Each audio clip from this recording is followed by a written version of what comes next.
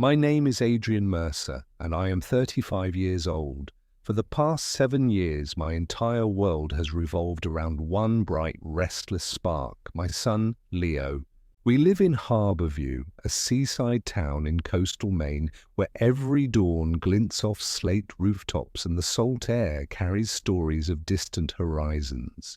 My profession is far removed from the tranquil rhythm of the harbour. I'm a lead software engineer at Radiant Wave Technologies, a small startup that builds data visualization tools. It's a job I relish, where I architect intricate systems of light and color on glowing screens, an ironic contrast to the grey uncertainty that has long governed my family life. I'm a single father. Since my wife Marisol passed away in a rowing accident when Leo was only weeks old, I have been both mother and father, provider and protector. We moved from our cramped city apartment to a modest 2-story cottage perched on a rocky bluff overlooking the bay. Every decision I make is for Leo, the math tutor I hired for him in 2nd grade, the winter coat I bought 2 sizes too large so it would last 2 winters, the bedtime story ritual I created after his first nightmare. He is my why, my reason for late nights in front of dual monitors and weekend freelance gigs to pad our savings. My own parents, Bernard and Julia Mercer, reside in Rustholme, New Hampshire, 50 miles inland from Harbourview. They live in the old family farmhouse where I grew up darting between cornfields and milking stalls. There, they savour the slow life I escaped, early breakfasts, long drives to church bazaars, and endless discussions about neighbours' affairs. My younger brother, Everett, now 30, never settled into any career. He drifted through art schools and open mic poetry readings, claiming he sought creative truth. My parents, ever dutiful, have bankrolled his flights, studio rent, and artistic whims for years. I accepted my role as the responsible one. While Everett painted canvases I would later hang in my living room, I wrote code. While my parents applauded Everett's latest gallery show, they treated my $26,000 annual salary as a wellspring they could tap at will for family needs. At first, the requests were gentle. Adrian, dear, Everett's car broke down again. Could you cover the repair? Or we're helping an elderly neighbor renovate her porch. Would you mind donating $50 toward the materials? I said yes every time, transferring funds with a polite, happy to help. Each time I forfeited a little more of my own cushion. Then the demands escalated. One crisp October morning, as Leo and I were walking to his art class, my phone buzzed with a text from Mother. Everett's rent is due tomorrow. He needs $900. Please handle it. We raised you to support your brother. My heart sank. 2 weeks earlier, I had just paid Leo's dental bill, $525, for a chipped front tooth. My own mortgage payment loomed, but I texted back, of course, and authorized a transfer while Leo sketched a dragon on his tablet. That evening, after tucking Leo into bed, I noticed how quiet the house felt. A silence weighted with my own resentment. I remembered how my parents fussed over Everett's genius while I stayed silent about my late nights debugging code. The truth was, I loved helping, but this endless siphoning of my life's work left me hollow. As I stared at a blinking cursor on my laptop, I realized my brother's dreams were being funded by the one rigged to drown without complaint. At breakfast the next morning, the last I allowed my parents to visit, Julia fluttered around my kitchen praising a fruit tart I had baked. "Your pastry skills have really blossomed," she cooed. Bernard sat at the table, leafing through the local paper. I slid a green-framed invitation across to them. Everett's lease renewal notice, stamped overdue, demanding $900. "I can't pay this," I said, voice firm, surprising even myself. "I have Leo's tuition, my mortgage, and living expenses. I'm done covering someone else's choices." They froze. My mother's face turned a dim lavender like storm clouds. My father's jaw clenched. "But he needs it," Julia began, her voice quavering with righteous indignation. "He's pursuing art. He must continue." I leaned back, my palms flat on the counter. "Art isn't an entitlement, Mom, and he's a grown man whose bank account should reflect his own decisions. I'm no longer the safety net." I saw shock, then anger flicker in their eyes. My mother opened her mouth, but no words came. Leo's laughter echoed from the staircase, a reminder of my true north. I smiled gently at my parents, the calm after a gale. "I love you both," I said quietly. "But it's time I finally love my own life more." That afternoon, when Leo chirped about drawing penguins for school, I felt a strange lightness. I had reclaimed the margin in my bank account and in my spirit. I vowed then that I would build a life anchored in dignity for my son and me. Unbeknownst to them, I had already formed an LLC, Silverbrook Investments, financed by an inheritance from my grandmother. Through it, 2 years ago, I quietly purchased the old farmhouse in Rustholm when it went up for auction after my parents fell behind on property taxes. They remained tenants, clueless of their landlord's identity. Now, as I left for work, I told myself this was only the beginning, the first line of code in a new program where I controlled the variables. For the first time in years, I felt in charge of my finances, my home, and most importantly, my family. The sun glinted off the bay as I drove away, leaving behind every ounce of obligation I had ever borne. The afternoon I received the restraining order, the sky over Harbourview wept gentle rain, as though the heavens understood the gravity of what was transpiring. I parked my sedan beneath the canopy of a Norway maple outside the municipal building and clutched the crisp stamped papers in my hand. The judge's signature glowed with a promise of safety. My parents, Bernard and Julia Mercer, were forbidden from entering my property, dialing my phone, or sending me messages of any kind. It felt surreal, as though I held a magical talisman that repelled their demands. Driving home, I rehearsed the calm explanation I would give to Leo. I kept the language simple, like explaining tides. Sometimes people we love make choices that aren't safe for us. The judge says we need space to heal. When I arrived, I found him perched at the dining table, absorbed in colouring books of cartoon sea creatures, his small brow furrowed at my solemn expression. "What's wrong, Dad?" he asked, setting aside his crayon. I knelt beside him and laid the order gently on the table. "Your grandparents hurt me," I said, searching for words that would neither frighten nor confuse him.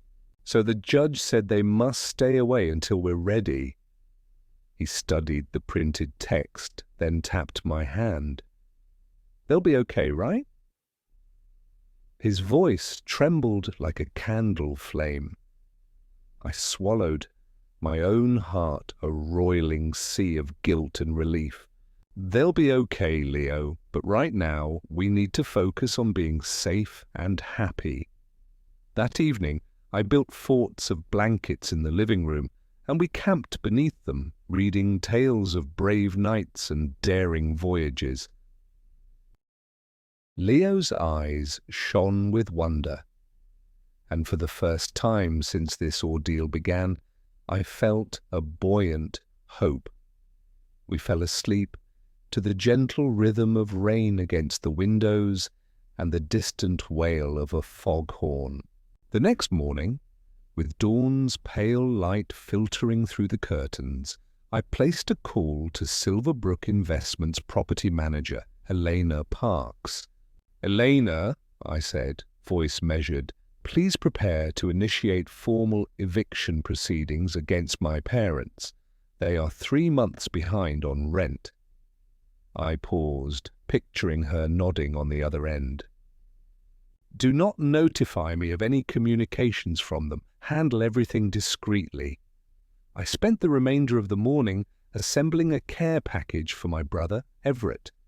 Despite everything, I still cared for him. I gathered artisanal coffee beans, his favourite, a hardcover poetry anthology, and a handwritten note. "Dear Everett, I admire your passion. Here is a token so you may continue your art. Love, Adrian." I slipped the envelope into his P.O. box at the Harbour Post Office, determined that kindness should not be erased by my parents' cruelty. That afternoon, when I picked Leo up from school, his teacher, Miss Hawthorne, hesitated before handing him to me. "He's been tearful at recess," she said softly. "He misses his grandparents." I nodded, thankful for her concern.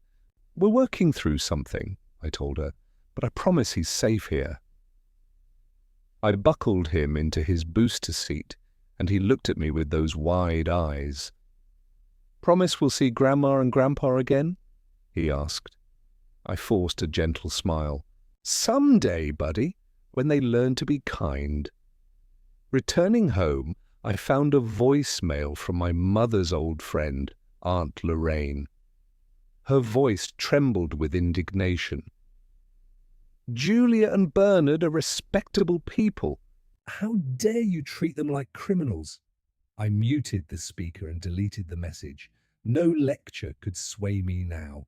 That evening, I resolved to reclaim every corner of our lives.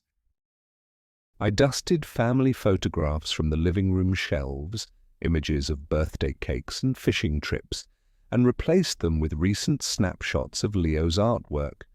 A soaring eagle rendered in watercolour, a vibrant portrait of our seaside cottage.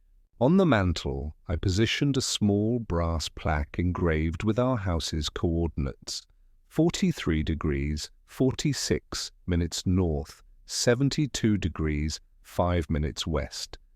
It felt like planting a flag on newfound territory. Late that night, I awoke to the shrill clamour of my doorbell. My heart slammed against ribs like a desperate bird.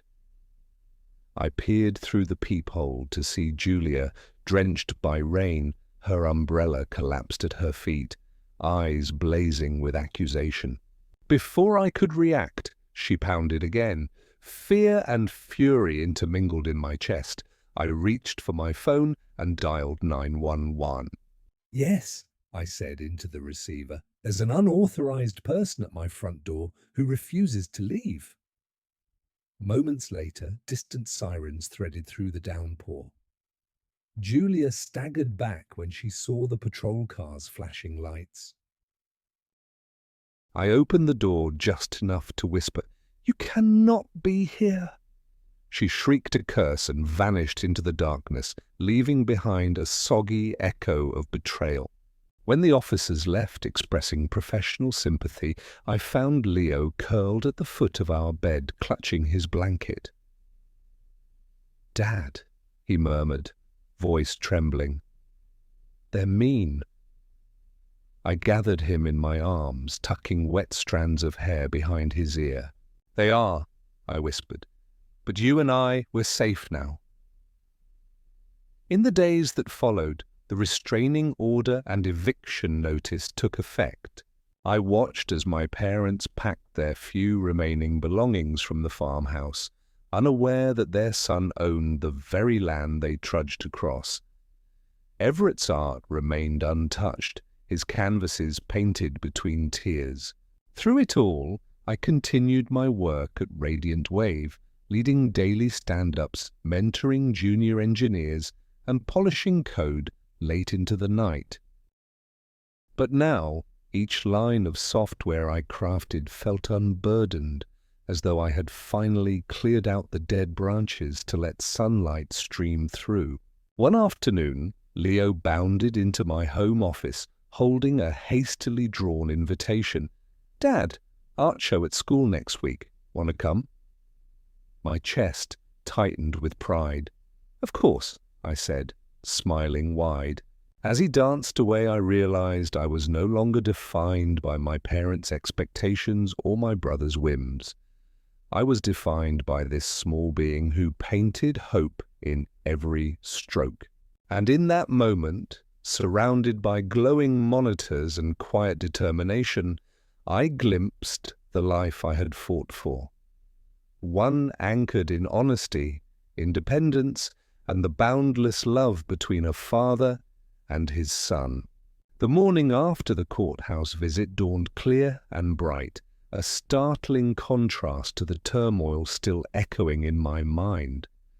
I woke to Leo's cheerful hum as he shuffled down the stairs, his tiny slippers padding across the hardwood.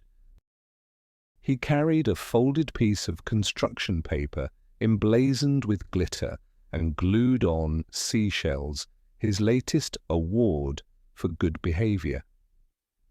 I smiled, heart buoyed by his resilience. He thrust the craft into my hands. "For you, Dad," he said, eyes shining. "Thank you for keeping me safe." I knelt to envelop him in a hug. "Thank you for being my brave little buddy," I whispered. His tousled hair smelled faintly of sea breeze and soap. After breakfast, oatmeal swirled with maple syrup and fresh blueberries, we prepared for the day's visitors, the property manager, Eleanor, and a locksmith she'd arranged. They arrived promptly at 9, carrying clipboards and toolkits. Elena's calm professionalism was a balm. "Mr. Mercer," she greeted, extending her hand, "as of today, your parents' lease is terminated. They have until midnight to vacate the farmhouse. Shall I oversee the lock change once they're gone?" I nodded, voice steady. "Yes, please. And arrange for new tenants or list the property for sale, whichever is quicker." Elena jotted notes, confirming her understanding. The locksmith, a young man with paint-splattered jeans, measured the old doorframe. "I'll have ceramic cord deadbolts installed by afternoon," he said. His competent efficiency felt like another stitch sealing the gap in my life. While they worked, I took Leo to the park. The air was crisp. Sunlight danced on rippling waves of the harbour. He clambered up the jungle gym and swooped down the slide with glee. I perched on a bench watching him, my mind drifting back to memories of my childhood, chasing fireflies in that very farmhouse yard, climbing ancient oaks with Everett. The contrast between then and now felt both jarring and liberating. At lunchtime, I packed sandwiches and apple slices into our picnic tote. We sat beneath a linden tree, the scent of blossoms tickling our senses. Leo chattered about his friend Ava's birthday party and the new science project he was eager to start. I listened, present for each detail, marveling at his capacity to find joy amid upheaval. Returning home, I encountered the locksmith replacing the bolts. He smiled when he saw Leo. "Want to help me turn the wrench?" he offered. Leo's face lit up. He grasped the handle and gave a confident twist. The locksmith guided him through a few motions, then winked at me. "He's a natural." That afternoon, as the locksmith departed and Eleanor confirmed that final notices had been delivered to my parents, I felt the last tendrils of fear lift. The house exhaled, its sturdy walls resonating with relief. I swept the entryway, brushing away dust and footprints that weren't ours. Then I placed a doormat bearing the words, "Welcome to our new beginning." Leo helped me, stamping his small handprints into the fibers. In the days that followed, I focused on healing our home and our hearts. I scheduled therapy for both myself and Leo with Dr. Miranda Coates, a child specialist renowned for her gentle approach. Our first session was a revelation. Leo spoke freely about fear and confusion, drawing pictures of storm clouds lifting to reveal sunshine. I shared my own anxieties, admitting how guilty I felt evicting my parents, even as I knew it was necessary. Dr. Coates offered strategies, clear routines, open conversations when Leo had questions, and rituals to honor what we'd lost while celebrating what we'd gained. One ritual we began was Memory Fridays. Each week, Leo and I would choose a memory, write it on a paper boat, and send it drifting down the creek behind our cottage. The first Friday, Leo wrote Building Forts with Dad, and I added Sunday morning pancakes. We released them together, watching them sail away, carried by gentle currents, an act of letting go and moving forward. Meanwhile, work at Radiant Wave surged with activity. I led a project unveiling a new visualization dashboard for environmental data. Late nights in the office no longer felt like an escape from family strife, but rather a vital contribution to global understanding. At home, I balanced coding sprints with reading Leo bedtime stories, alternating chapters of Treasure Island with tales of sea monsters and mermaids. Unexpectedly, Everett reached out via text. "Hey, heard things were rough. Hope you're okay. Call me?" I recognized genuine concern, untainted by our parents' manipulations. That evening, I dialed his number. We met for coffee at Harbourview Roasters, the air warm with roasted beans and cinnamon.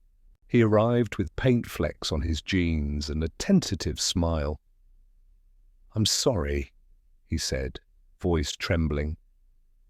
"I didn't realize how deep things had gone. I've been so wrapped up in my art. I should have seen it." I nodded, heart softening. "I never wanted to push you away," I replied. "I just had to protect Leo and myself." We sat together, recounting memories, laughing at childhood pranks, acknowledging mistakes. By the end, we made a pact to rebuild our bond on honesty and mutual respect. When I arrived home, Leo greeted me with a drawing, a watercolor of our cottage draped in golden light, two figures holding hands on the porch. Beneath, in scrawled letters, "Family is what we choose." I held him close, marveling at his wisdom. That night I stood on our porch, lantern in hand, watching the stars twinkle overhead. The salty tang of the sea breeze filled my lungs. I thought of my parents, navigating the farmhouse they no longer owned. I thought of Everett, embarking on a path to reconciliation. And I thought of Leo, the living embodiment of hope. In that moment, I realized that true family wasn't defined by blood alone or by obligations imposed upon us. It was built by shared values, unconditional love, and the courage to say enough when boundaries demanded respect. As the porch swing creaked beneath me, I whispered into the night, "This is our home. This is our future." And the stars seemed to shimmer in agreement. The following Monday, I woke before dawn, lulled by the soft hiss of rain against the window pane. A fresh ritual called to me, The weekly shopping trip to Harbourview's farmers market, where baskets filled with heirloom tomatoes, rainbow chard, and jars of homemade honey. I brewed a pot of Ethiopian pour-over coffee and coaxed Leo awake with a gentle brush of my fingertips on his shoulder.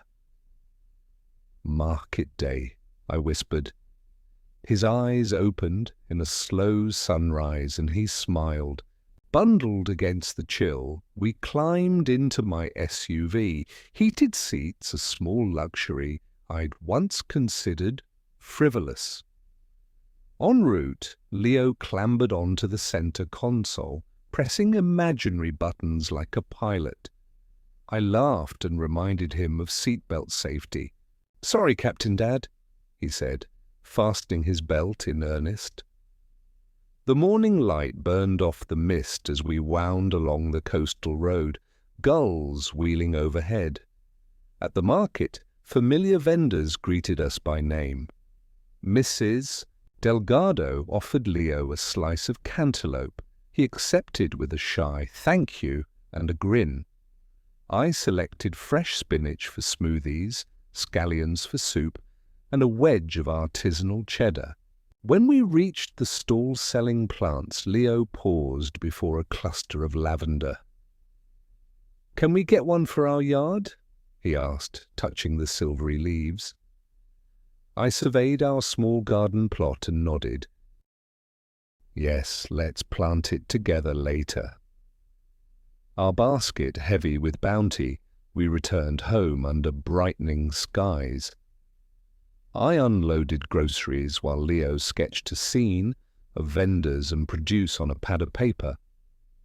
Each stroke in his drawing brimmed with detail: the striped awning on Mrs. Delgado's stall, the patina on the antique cart behind the cheese seller. His gift for observation never ceased to amaze me. By mid-morning, the locksmith's work was complete, therapy notes were filed, and I finally turned to a high-priority email from Radiant Wave. Our team had finalized the new environmental dashboard, and the beta launch was scheduled for next week. My heart swelled. This project represented months of collaborative effort, and I would present the demo to the executive board in Portland. I typed a concise confirmation and pressed send. Lunch was simple: turkey and avocado wraps with crisp lettuce, eaten at the kitchen island as Leo recounted highlights from his science class. He was studying ocean habitats, mapping kelp forests, and intertidal zones. I admired how his youthful curiosity mirrored my own devotion to meaningful work. After lunch, I sealed some of our market produce into glass containers, pickled beets, marinated mushrooms, so we could savor summer flavors through autumn. That afternoon, I took Leo to our new home's backyard to plant the lavender. The soil was cool and rich beneath my fingers. I showed him how to dig a shallow hole, settle the plant's roots, and gently press earth around them. Together we watered the fragile sprig and stood back to admire our work. I raised my hand for a high five. He smacked it with satisfaction. "We did it, Dad!" I ruffled his hair. "We did." Back inside, Leo pulled down his sketchbook and asked if he could try my laptop to illustrate a digital version of our garden. I guided him to an online art app, and soon he was layering colors, adding textured strokes of lavender. I caught myself marveling at how effortlessly he adapted to technology. After all, my career had thrived on bridging code and creativity. Later, as evening approached, I prepared dinner: baked salmon with lemon-thyme butter, quinoa tossed with roasted vegetables, and a simple salad. The scent of herbs and citrus filled the kitchen. Leo set the table, his task of placing napkins and utensils, while I plated each dish. We ate by candlelight, savouring the flavours and the comfort of routine. After dinner, I cleared the dishes while Leo practiced piano. His newest piece was a gentle composition called Harbour at Dawn, its melody soft and flowing. I paused to listen, leaning against the doorframe, noticing how the music seemed to merge with the distant sound of waves. When he finished, he smiled shyly. "Do you like it?" I nodded, tears prickling my eyes. "It's beautiful, Leo, just like you." Before bedtime, we climbed into his bunk bed with a battered copy of 20,000 Leagues Under the Sea. I read aloud of Captain Nemo's submarine, the Nautilus, and the wonders of the ocean depths. Leo's eyelids drooped as I reached the end of the chapter, and I kissed his forehead. "Sleep well, my shining star," I whispered. Alone in the living room, I poured a glass of water and reviewed notes for tomorrow's board presentation. My confidence had grown. No longer burdened by family drama, I felt fully present and capable. I practiced a concise opening. "Thank you for this opportunity. Today, I am proud to share our team's work on the Ocean Insight Dashboard, a tool designed to empower researchers and policymakers in understanding marine ecosystems." As midnight approached, I shut my laptop and extinguished the lamp. I walked to the window, gazing at the lavender we planted, its silvery blooms bathed in moonlight. The porch swing rocked gently in the breeze, as though echoing my earlier vow of steadfastness. I placed a hand over my heart, feeling its steady beat. For every challenge we had faced, every demand, every boundary set, every tear, I now had a life rich in purpose, love, and renewal. In the quiet of our new home, I finally understood the true meaning of family. It is not simply those who share our blood, but those who build our lives with us through respect, kindness, and the courage to grow. And as I climbed into bed, my last thought was gratitude for the journey, for Leo, and for the bright horizon still unfolding before us. The morning light filtered through the curtains as I stirred awake, cradled by an unfamiliar sense of calm. Today was the day of the executive board presentation for the Ocean Insight Dashboard, a culmination of months of work, collaboration, and late-night debugging. I slid out of bed, careful not to wake Leo, and padded to the kitchen. A pot of French press coffee hissed low and steady, filling the air with warm optimism.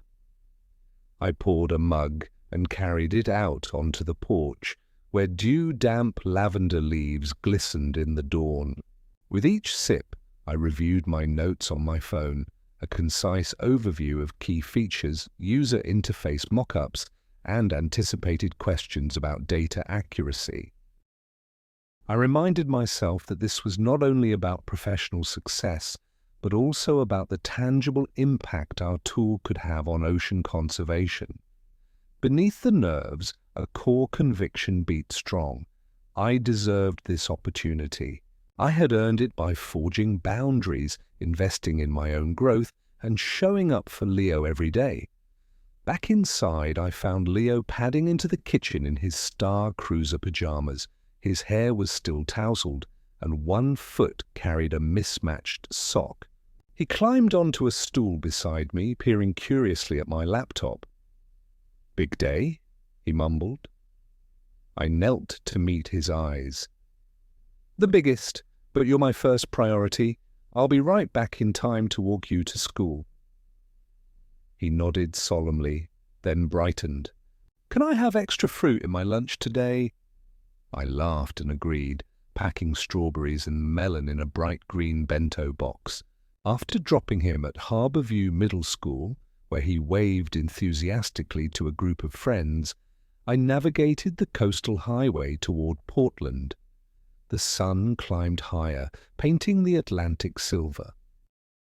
I reminded myself to breathe deeply, inhaling the briny air through closed windows with the air conditioning on low.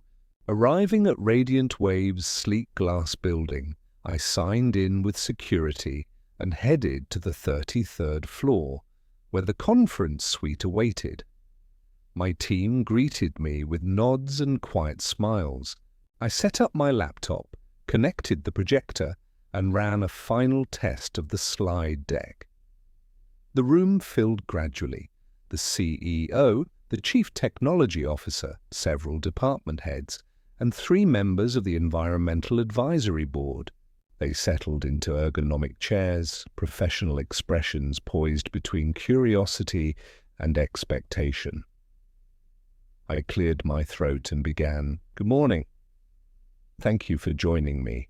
Today, we embark on a journey to visualize the health of our oceans in real time." My voice found its rhythm as I guided them through interactive maps, layered data streams showing temperature anomalies, chlorophyll concentrations, and migration. Corridors of marine species. I demonstrated how users could filter by region and time period, generating reports with a click. Each slide elicited nods of appreciation. Several executives scribbled notes. When I shifted to the business case, projected growth potential, partnerships with research institutions, and subscription models, the CFO raised a hand. "Your projections are ambitious," she said, "but your methodology is sound. Have you considered regulatory compliance costs in overseas markets?"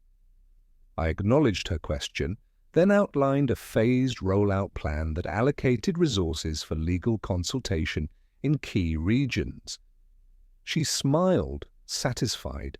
The rest of the session flew by in a blur of insightful questions and collaborative problem-solving. As I delivered my closing remarks, I felt a swell of pride. "With your approval, we will pilot this dashboard with 5 leading universities next quarter, refining our algorithms based on user feedback. Thank you for your time and support." The CEO stood first, applauding. Others joined, some offering verbal commendations. "Impressive work. Looking forward to seeing it live. Well done, Adrian." A bright warmth spread through me. Validation, not through familial obligation, but earned by skill and dedication.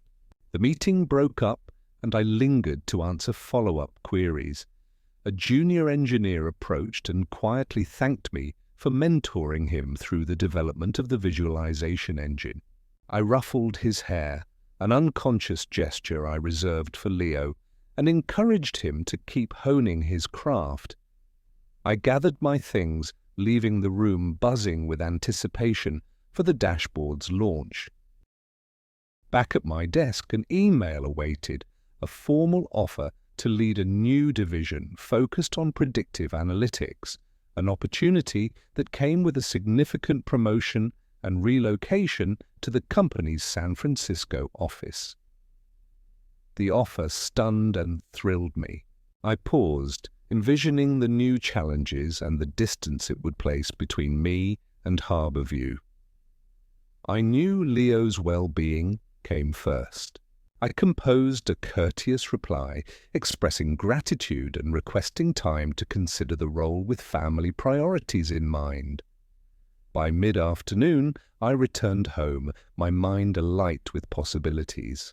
I found Leo sprawled on the living room rug, playing with a robotics kit, a gift I'd surprised him with after his art show.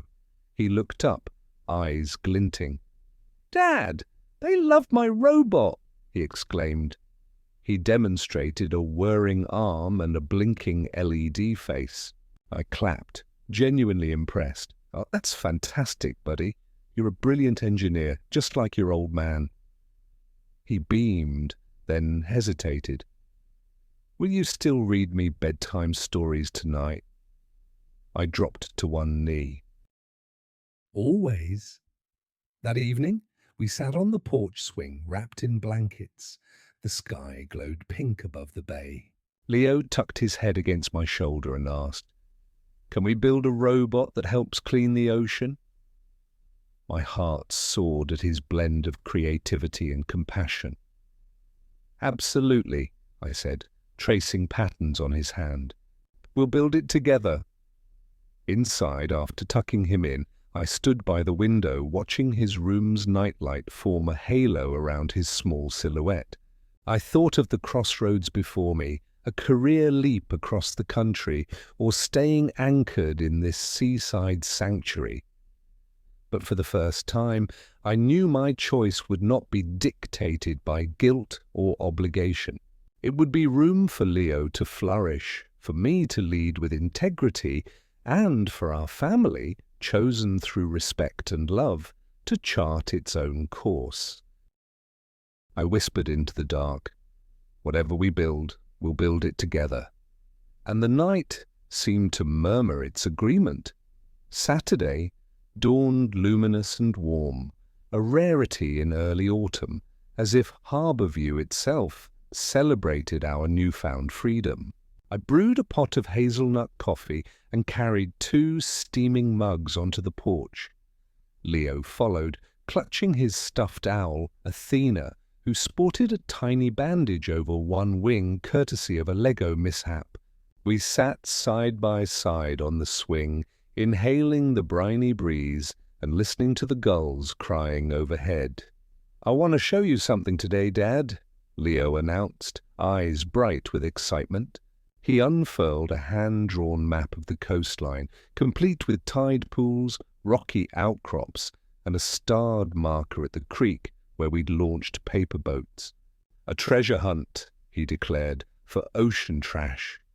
My heart swelled. His empathy for marine life had blossomed into action. "Lead the way, Captain," I said, offering him my hand. We packed a tote with gloves, Ziploc bags, and a small first aid kit, essentials for any seaside expedition. Leo donned his rain boots despite the sun, a habit from our rainy adventures. I slipped on my hiking sneakers, tucking the map into my back pocket. We set off along the bluff trail, the ground dappled by golden sunlight filtering through amber leaves. At the creek's mouth, we paused.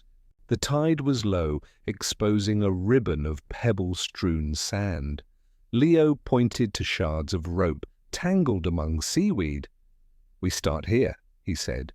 We bent to pick up bits of plastic lids, crumpled wrappers, and fragments of fishing line. I taught him to hold the bag open and place each piece gently inside, as if salvaging precious relics. Our conversation flowed easily. He chattered about his plans for a beach cleanup club at school, and I shared stories of successful community tech meetups I'd led at Radiant Wave. After half an hour, our bag had grown heavy. I glanced at Leo's determined expression and felt pride in his resolve. "Shall we head to the tide pools?" I suggested. He nodded, and we strode over jagged rocks to a shallow pool, teeming with crustaceans and anemones. I knelt beside him, pointing out how barnacles anchored themselves to stones and how sea stars unfurled their arms in search of food. He sketched the miniature ecosystem in his notebook, alternating between observation and trash collection, a delicate balance of wonder and stewardship. On the return journey, Leo paused at a driftwood log and surprised me by fetching my water bottle from my backpack. "Here," he said, offering it to me. The gesture warmed me more than the sun. I knelt to hug him. "You're growing up so fast," I said. He beamed, sliding his small hands into mine. Back home, we emptied the bags onto the kitchen table. Our haul included 30 pieces of trash, enough for a school demonstration. I washed our hands while Leo sorted through recyclable items. We loaded them into separate bins, then bundled the rest for proper disposal. "We did good," he said, wiping his brow. I ruffled his hair. "Better than good. This is just the beginning." Inspired, I spent the afternoon drafting an email to Leo's school principal proposing a monthly Harbour View clean sweep event. I outlined a plan for students, parents and staff to patrol local beaches, collect debris and share findings. I attached a sample poster Leo had drawn, a smiling wave embraced by children holding trash bags. Within an hour, the principal replied enthusiastically, copying the PTA and custodial staff. Plans were already in motion. That evening, I logged into Radiant Wave's project channel to finalize roadmap updates for our dashboard's beta release. As I typed, a message pinged. "Can we schedule a meeting to discuss integrating citizen science data streams, such as beach cleanup metrics? Dr. Marisol Ung, Environmental Program Lead." I smiled at the coincidence. Marisol's expertise could enrich our platform with exactly the kind of community-driven insights Leo and I championed. I drafted a reply, "Absolutely. Let's connect next Tuesday." Dinner was a shared affair: homemade pizza with kale, roasted garlic, and goat cheese. Leo sprinkled basil like confetti, while I maneuvered slices onto plates. We ate at the window table, watching the orange glow of sunset streak across the harbour. Afterward, we curled on the couch to watch Finding Nemo, a tradition we'd upheld since Leo first learned the word ocean. The film's themes of exploration and protection resonated more deeply now that we actively preserved our shoreline. Before bedtime, Leo climbed onto my lap with his stuffed Athena tucked under one arm. He looked up at me. "Dad, what if I grow up and work on the ocean cleaning robot?" I held him close. "Then I'll be the proudest dad in the world." He yawned, eyes heavy with contentment. "Let's build it together," he murmured. In his doorway I paused to watch him drift to sleep, his brow unfurrowed, a small smile lingering on his lips. I whispered, "Always," and closed the door.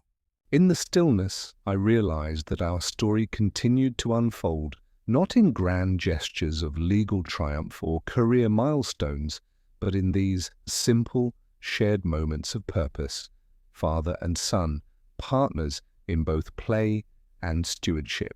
And as I descended the stairs, the last glow of twilight fading, I carried with me a renewed conviction that true legacy is built one compassionate act at a time in the hearts we nurture and the world we choose to protect. Sunday morning arrived with a soft hush, as if the world paused to catch its breath. I stirred to the muted twitter of sparrows outside our window. The sun filtered through gauzy curtains, painting the room in gentle gold. Leo was already awake, seated on the edge of his bed with a tattered copy of The Little Prince in his lap. He glanced up and smiled. "Dad, can we start today by doing something for Uncle Everett?" His tone carried a seriousness that belied his 8 years. I swung my legs over the side of the bed. "What did you have in mind?" He set the book aside. "He said he's struggling to finish the mural he's painting at the community centre. He's asked for ideas, but I thought maybe we could surprise him with art supplies and help him brainstorm." My heart warmed. Despite everything that had happened, I still cared for Everett, and I admired Leo's empathy. "That's a wonderful idea," I said. "Let's do it." After breakfast, blueberry pancakes I'd learned to flip at a tilt to get the perfect golden edge, we We packed a canvas tote with coloured pencils, fine tip markers, tubes of acrylic paint, and 2 blank sketch pads. I added Leo's own small watercolour set, wrapped in a ribbon. He chose it carefully before placing it atop the pile. We drove inland along the winding highway to the Harbour View Community Centre. The building was a squat brick structure that had once housed a schoolhouse, now repurposed for workshops and gatherings. Through its front window I saw Everett standing on a ladder in the main hall, painting broad strokes of ocean waves across an expanse of wall. His blonde hair was tied back in a loose knot, and flecks of blue and green speckled his jeans. Leo bounded out of the car and called, "Uncle Everett!" He waved, and Everett descended the ladder with a mix of surprise and delight. I pulled alongside and handed over the tote. "Surprise," Leo declared proudly. "We brought supplies and ideas." Everett knelt to Leo's height, eyes moist. "You two are amazing," he whispered. He opened the tote and examined each item with reverent care. "This will help so much. Thank you," I nudged him gently. "Why don't the 3 of us take a break and sketch out ideas? Fresh eyes can spark new inspiration." He nodded and led us inside. We spread a drop cloth on the floor and unwrapped the sketch pads. I drew a curved horizon line with pastel chalk, then sketched a silhouette of a diver exploring a coral reef. Leo, perched beside me, sketched a school of fish forming the shape of a heart. Everett added flowing seaweed tendrils in swirling lines overlaying my horizon. The 3 of us collaborated in harmonious silence, punctuated only by Leo's observations. "What if a whale's tail emerges from the foam?" he suggested, and Everett wove the idea into his mural. After an hour, the community centre director, Ms. Alvarez, stopped by. She admired our sketches and asked Everett if he needed additional volunteers for the mural's completion. He agreed, mentioning the youth art club Leo and I had proposed. Ms. Alvarez beamed. "We'll recruit this week. Your idea, Leo, is already making waves." Back in the car, Leo leaned against my side, exhaustion mingled with contentment. "I'm glad we helped, Uncle," he said, brushing a hand across his forehead. He looks so happy. I squeezed his hand. "Me too, buddy." We stopped at a nearby bakery to pick up fresh bread and pastries for lunch. As I paid, the baker, an older woman with flour-dusted apron, said warmly, "I'm proud of your boy, Mr. Mercer. "He's doing good work." I thanked her, feeling the gentle embrace of community support. That afternoon I found an email from Dr. In my inbox. "Thank you for proposing the citizen science integration. I've secured a pilot funding grant from the Coastal Conservation Society. Let's discuss next steps." I exhaled slowly, struck by the synchronicity of events. Leo's beach cleanup, the school club, and now formal recognition of community data. Our family project was transforming into something far greater. I shared the news with Leo, who cheered and jumped up and down. "Dad, we're really making a difference." Together we drafted a succinct proposal for Radiant Wave, detailing how integrating real-time cleanup metrics could enhance our dashboard's impact. I emailed it to my team and to Doctor, Then leaned back, feeling a buoyant sense of purpose. As evening settled, I prepared a simple meal of grilled chicken, roasted sweet potatoes, and sautéed greens. Leo set the table with his best manners, forks and knives aligned just so. We ate under the glow of the pendant light, discussing our plans for the week. Therapy session on Tuesday, a meeting with Dr. Eng on Wednesday, and Leo's first art club gathering on Thursday. After dinner, we cuddled on the couch for our nightly ritual, reading one chapter of The Little Prince. As I read aloud about stars and laughter, Leo's finger traced the words, his gaze soft with wonder. When I closed the book, he sighed deeply. I love our adventures, Dad. I brushed his cheek. So do I, Leo. So do I. Later, as I tucked him into bed, he reached up for a hug. I feel proud to be your son, he whispered. And I feel proud to be your dad, I replied, kissing his forehead.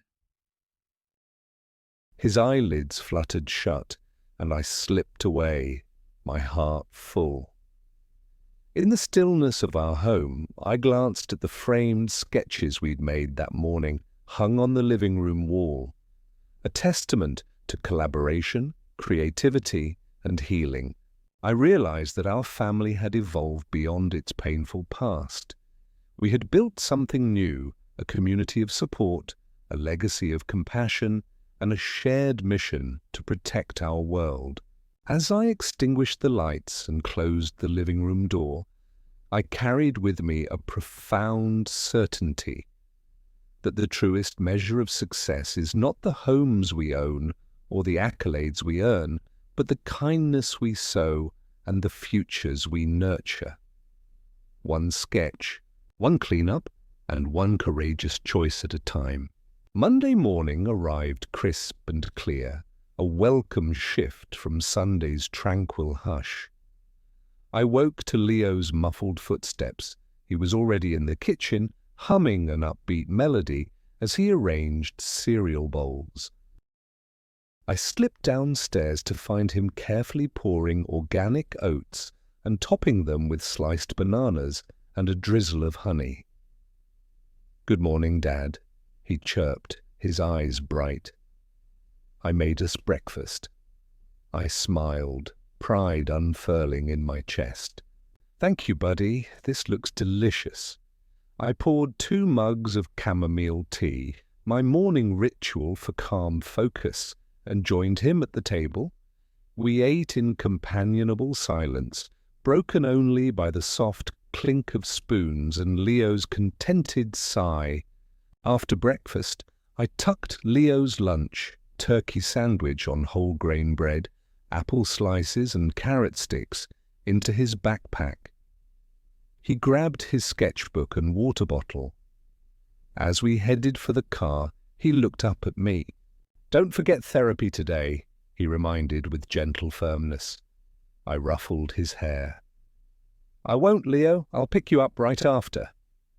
At 9 o'clock, we arrived at Dr. Coates's office. Leo and I exchanged a quick hug before we entered the warm waiting room, lined with children's drawings of smiling families. Our session began with Leo leading the way. He showed Dr. Coates his emotion chart, a grid where he'd illustrated faces expressing joy, fear, anger, and love. He pointed to the brave face when he talked about standing up for me at my parents' house. Dr. Coates praised his honesty and suggested we practice brave breaths, inhaling for 4 counts and exhaling for 6, to steady ourselves in tense moments. When it was my turn, I shared lingering guilt over distancing from my parents, even as I knew it was necessary. Dr. Coates listened with empathy, then offered a metaphor. "Imagine your heart as a garden. You can remove weeds, family expectations that hurt you without uprooting the strong trees of your love and compassion." Her words resonated. I realized I could honor my past without letting it choke my present. After the session, Leo insisted on buying us chocolate chip cookies at the corner cafe. We indulged our treat outdoors, laughing at the creamy sweetness as crumbs scattered on the table. "This feels like a celebration," Leo declared, licking his fingertips. I agreed. It is. We're growing stronger together. Back home, I dove into work for a few hours. My inbox glowed with messages, the beta feedback from Portland's university partners, Elena's confirmation that the new tenants had moved into the farmhouse, and Dr. Ng's follow-up with proposed data formats for cleanup metrics. I drafted a response detailing our API specifications, then built a quick prototype demonstrating how beach cleanup events could overlay on real-time ocean temperature maps. I attached visuals and sent it off with a confident click. By mid-afternoon, I left for Leo's school to join the first meeting of the Harborview Beach Guardians Club. Parents and students gathered in a sunny classroom filled with marine posters and models of sea creatures. Principal Ramos opened the session by praising Leo's initiative. We brainstormed club activities, monthly beach cleanups, crafting awareness posters, and hosting guest speakers like local surfers turned environmental activists. I volunteered to create a simple website for sign-ups and to document our progress. Leo beamed as he pinned his poster, an image of children with trash bags against a backdrop of dolphins, on the bulletin board. That evening, I tucked Leo into bed and settled beside him with a new book on ocean robotics I'd ordered after he suggested building a cleanup robot.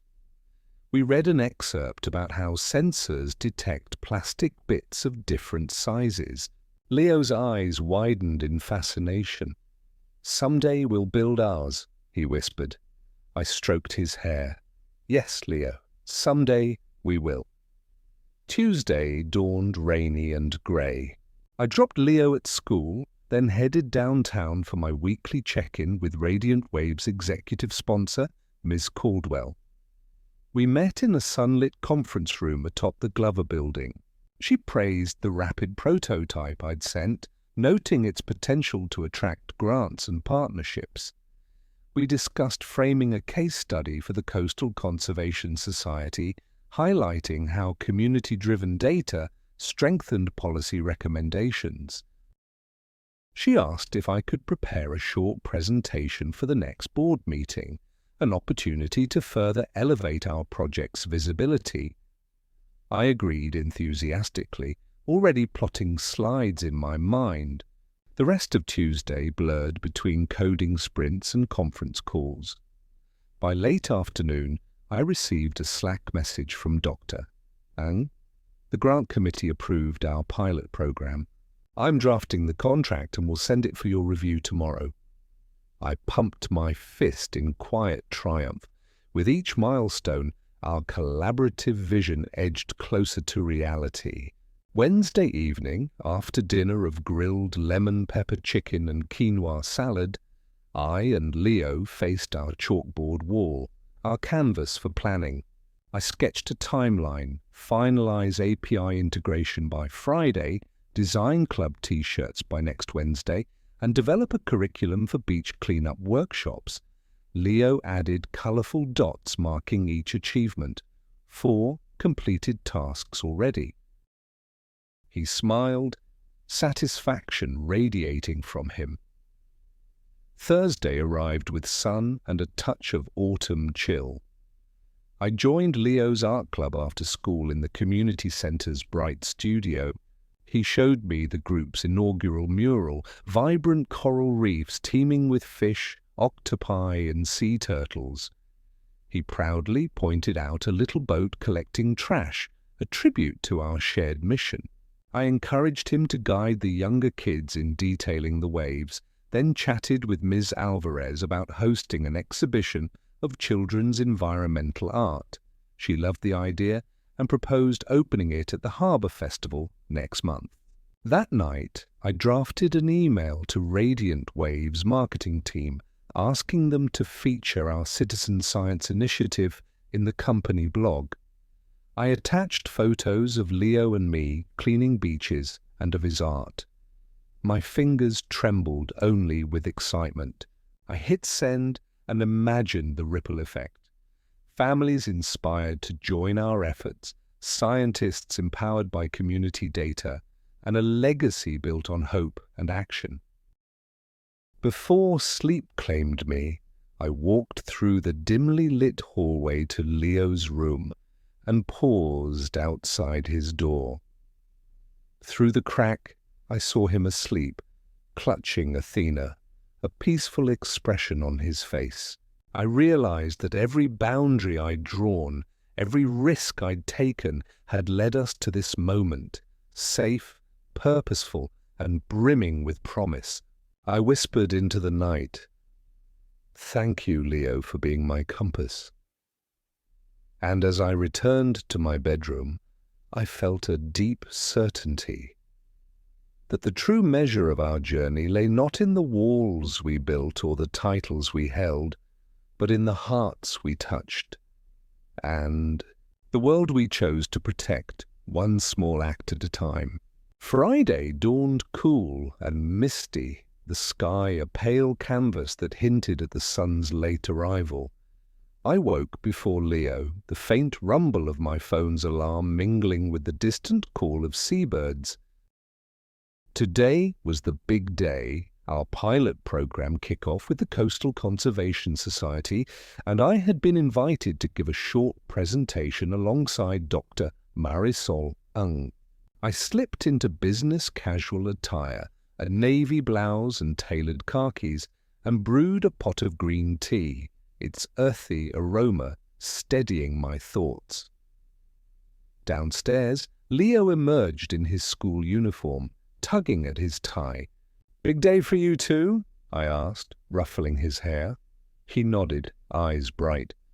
"I'm presenting my beach cleanup poster at Assembly."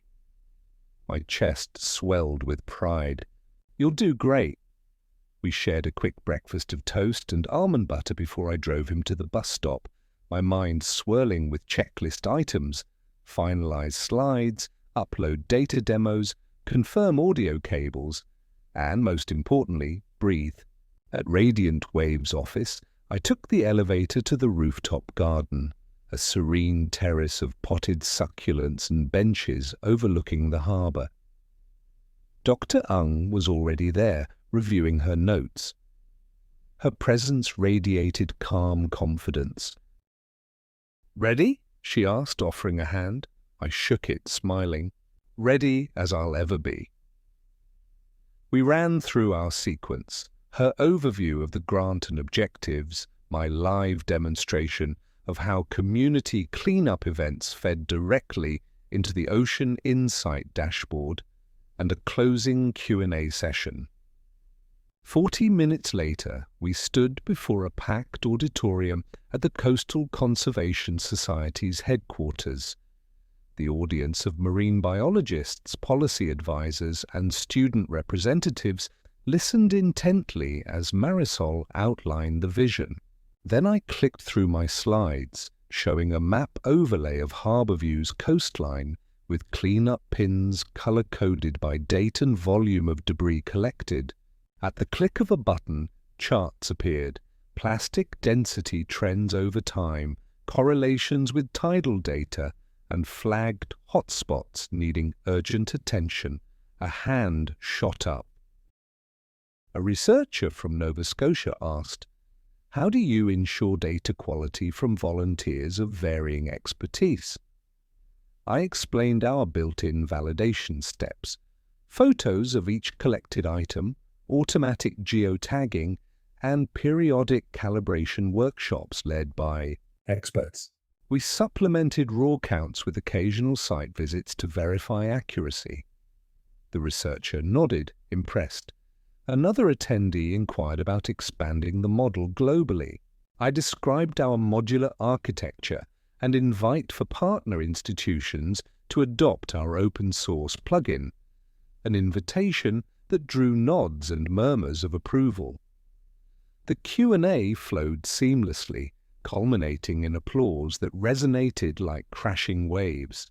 As the session closed, several attendees approached to exchange cards and propose collaborations. One environmental NGO from California requested a pilot for their beaches, another conference organizer invited me to speak at a symposium on citizen science. I and Marisol exchanged triumphant glances. Our labor of love was scaling far beyond Harbour View. Later that afternoon, I returned to my desk where an email awaited. Congratulations, your dashboard has been nominated for the Global Sustainability Award. We will announce finalists in 2 weeks. My breath caught. I forwarded the message to Marisol and our development team, adding, "Excellent work, everyone. Let's celebrate." As I packed up to leave, my phone buzzed. A photo from Leo's classmate's parent, Leo standing by the school's display board, pointing at his Beach Guardians Club poster, surrounded by curious younger students. I melted at the sight and immediately texted him. "Saw the pic. Amazing work. Proud of you." Seconds later, he replied, "Thanks, Dad. Wish you could have seen it." I snapped a quick selfie beneath the Radiant Wave sign and sent it back, adding, "I did, in spirit. See you soon." Driving home along the harbour road, I paused at the beach lookout. The tide was low, exposing ribbon-like pools and driftwood. I gathered driftwood, sea glass, and flattened rope pieces, future teaching aids for Leo's club. Each item I tucked into the passenger seat felt like a token of our shared journey. That evening, we convened our first meeting of the Beach Guardians Club at the community centre. 15 eager students and a handful of parents filled the room. Leo opened with a brief speech, his voice clear and confident. "Our mission is to protect our shoreline, one piece of trash at a time." He then introduced the concept of uploading cleanup data to the dashboard. I guided everyone through a hands-on demo on tablets, and the room buzzed with excitement. Afterward, a teenage girl approached Leo. "Your poster inspired me," she said softly. "I want to volunteer every time." Leo's grin could have outshone the sun. As parents lingered to sign permission slips, I realized our initiative had kindled genuine enthusiasm. Walking home under a cobalt sky streaked with stars, Leo chatted about tomorrow's plans, a beach stroll to spot microplastics and an art session to design club t-shirts. I listened, marveling at his energy. At our doorstep, he turned and hugged me fiercely. "Thank you for helping me help the ocean," he whispered. I hugged him back, my heart full. "Thank you for showing me the way." Inside, as I prepared tea and he did his homework, I reflected on our week, a tapestry of community, innovation, and family. From legal battles to tech triumphs, our story had carried us to unexpected heights. But the heart of it remained unchanged, a father and son united in purpose, shaping a world where compassion and action walked hand in hand. And as I finally climbed into bed, the Global Sustainability nomination shining on my phone screen, I knew that no accolade could top the simple joy of seeing Leo's bright eyes light up at the thought that, together, we were making a difference, one shoreline, one data point, and one courageous heartbeat at a time.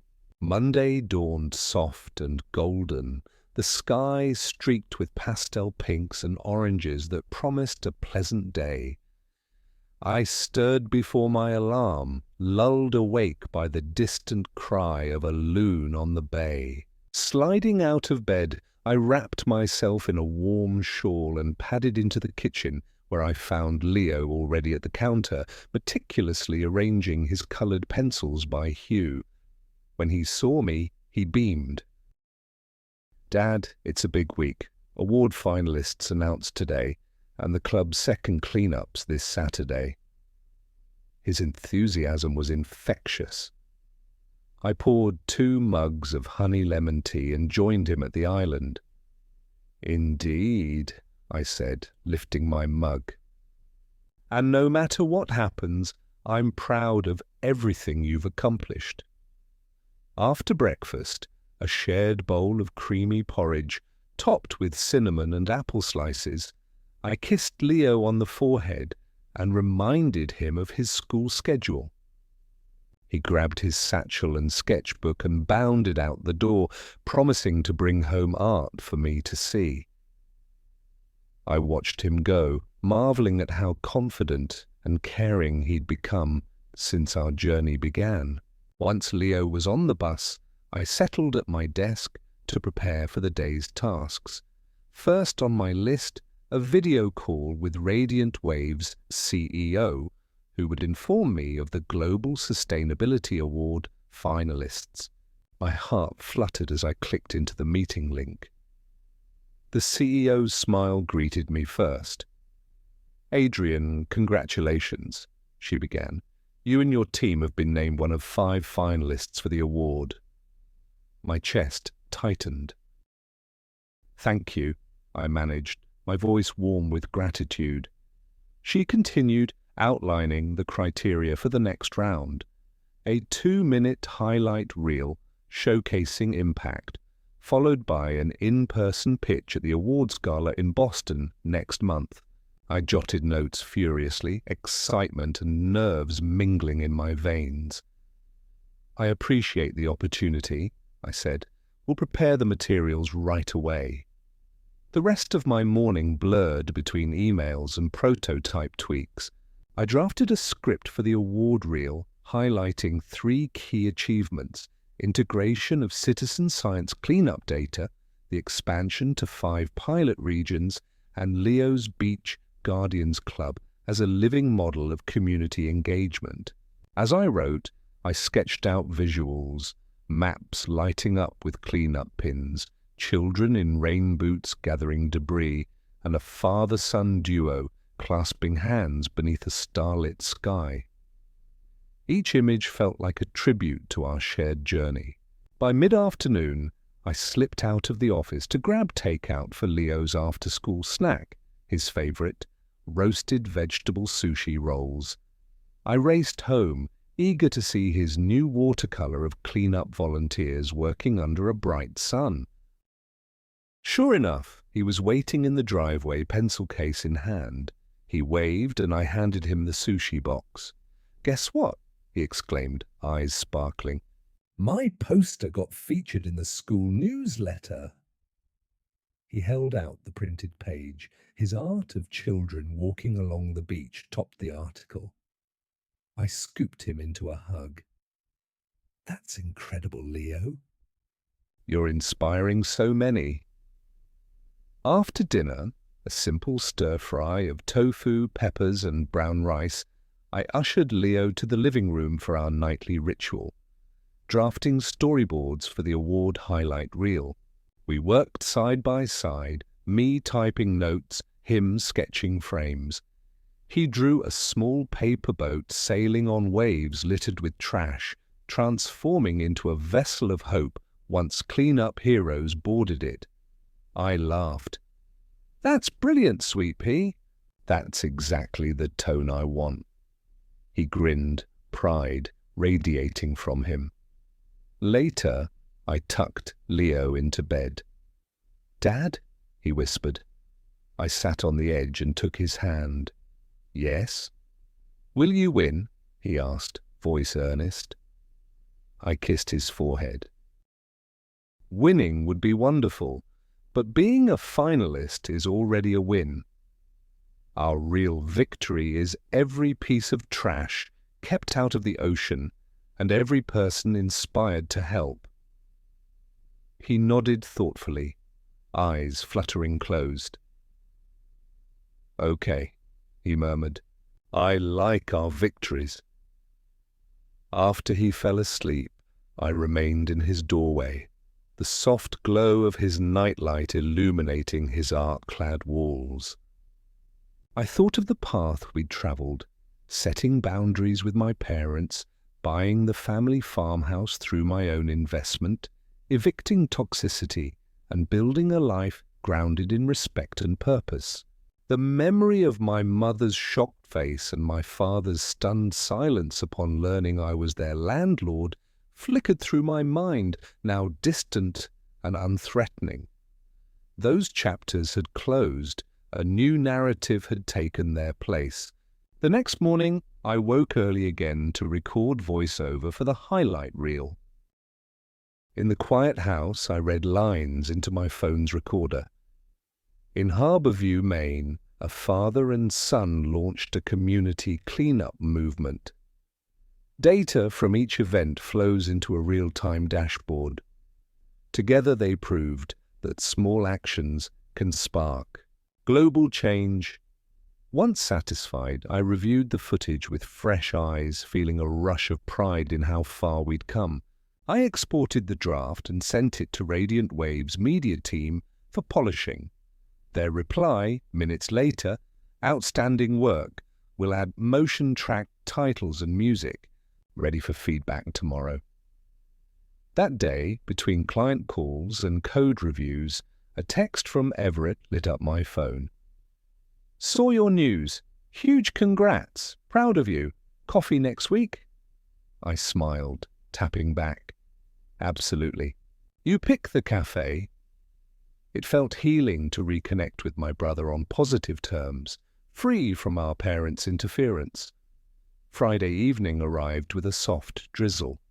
I lit a lantern on the porch and brewed peppermint tea. Leo emerged in his pajamas, ready for our special end-of-week debrief. We sat beneath the canopy of ferns, sipping tea. "Dad, I can't wait for the awards night," he said, leaning against me. I stroked his hair. Me too. But remember, our biggest moments are every Saturday morning at the creek. He nodded, eyes bright with understanding. As we cleared our mugs, the rain tapered off, revealing a rainbow arcing over the harbour. Leo pointed. "Look." I wrapped an arm around him. A promise of good things to come. In that moment, I felt the world align around our shared purpose, proof that hope, like rainbows, often follows a storm. And as I closed the door to end the day, the final words echoing in my mind were not about awards or accolades, but about the simple, steadfast truth my son had taught me. That the most profound victories are those we achieve together. Heart to heart, one act of kindness at a time. Saturday morning arrived crisp and bright, the sunlight spilling through the linen curtains like a promise of new beginnings. I stirred awake to the soft patter of rain against the window pane, a gentle reminder that even the clearest skies sometimes require a cleansing storm. I slipped out of bed, careful not to wake Leo, and made my way to the kitchen. The scent of freshly ground cinnamon filled the air as I measured out oats for a warm breakfast porridge, stirring them slowly with almond milk, a dash of maple syrup, and a sprinkle of toasted pecans. Today was the day we would finalize our travel preparations for the Global Sustainability Award Gala in Boston, and I felt a pleasant hum of anticipation as I poured 2 mugs of chamomile tea. Down the hallway, Leo appeared in his soft blue pajamas, clutching Athena, his beloved stuffed owl. His dark eyes brightened when he saw me. "Morning, Dad," he yawned, stretching his arms wide. "Excited for our packing day?" I smiled and ruffled his hair. "Very excited, buddy, but first, breakfast." He climbed onto his stool at the kitchen island, and together we savoured the warm porridge and tea, talking through our itinerary. "Flight leaves at 10, I reminded him gently, pointing to my laptop's calendar. We need to be at the airport by 8. He nodded, nibbling a corner of his pecan crust. Got it. And I get to draw on the flight, he added hopefully. Of course, I replied. Pack your sketch pad and all your favourite crayons. After breakfast, we spread our travel items across the bed in my office. 2 neatly folded outfits for Leo, one for the gala and one for casual daytime, along with his sketch pad, crayons and a small pencil case.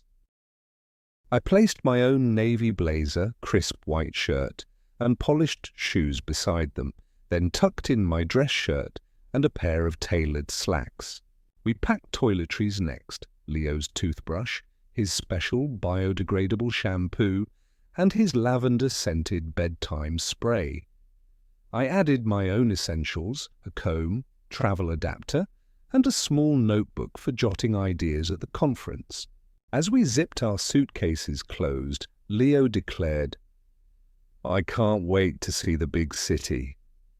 I nodded, imagining the glittering skyline of Boston at dusk. "It'll be an adventure," I promised.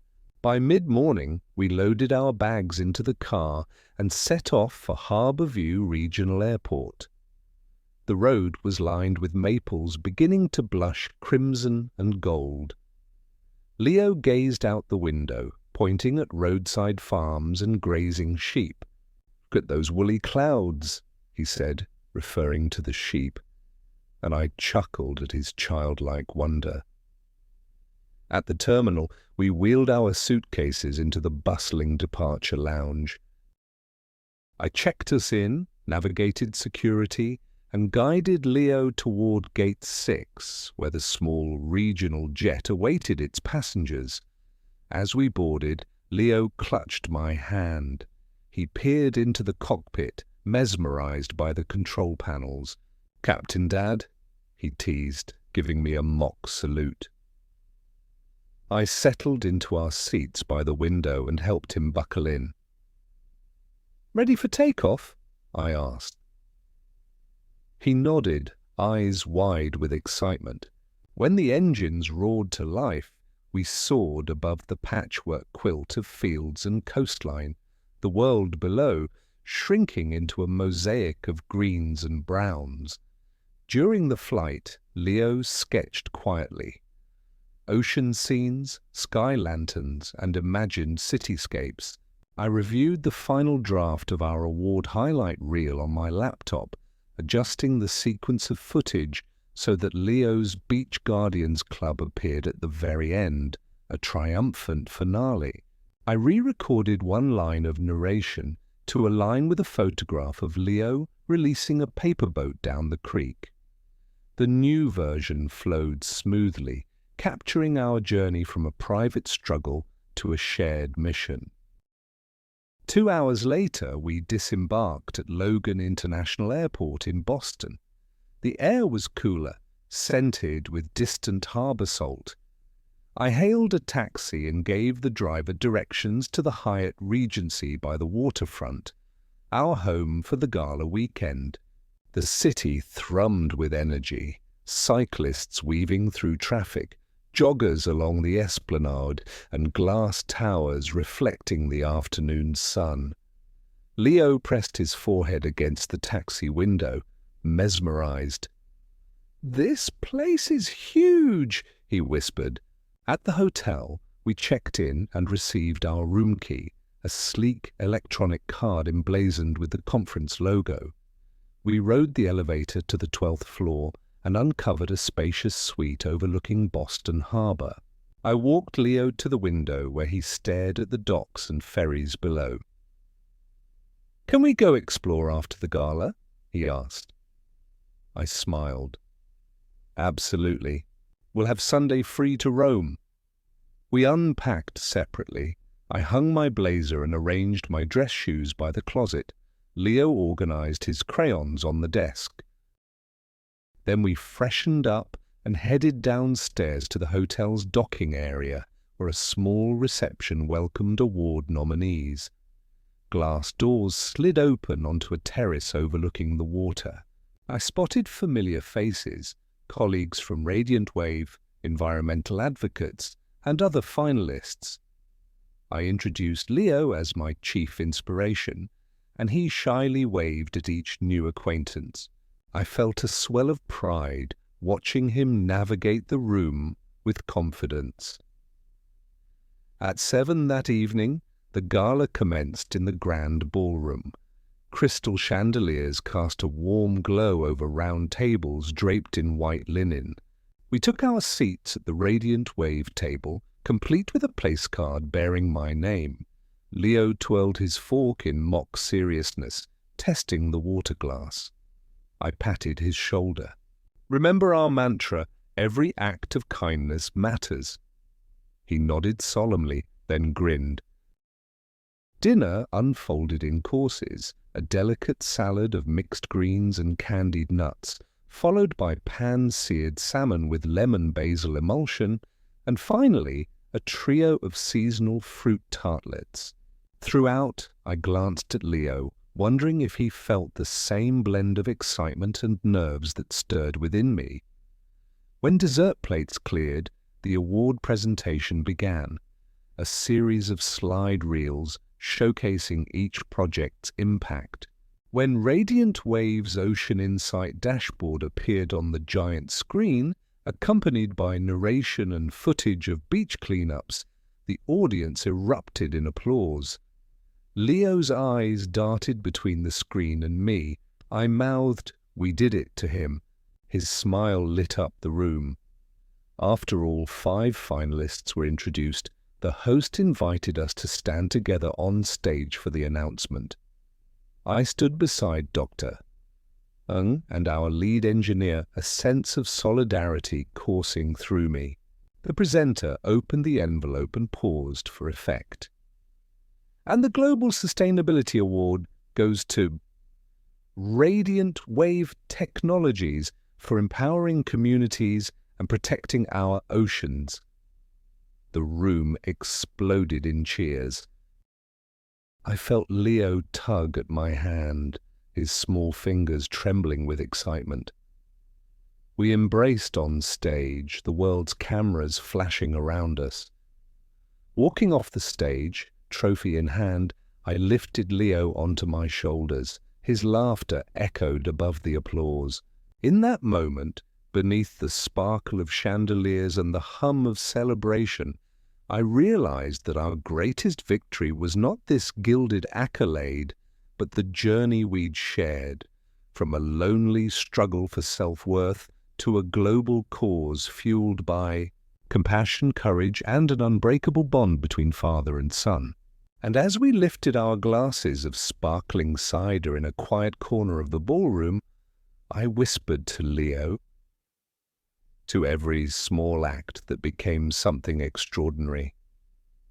He clinked his glass against mine and said, "To us." The morning after the awards gala dawned clear and crystalline, as if Boston itself had scrubbed away any lingering clouds of doubt.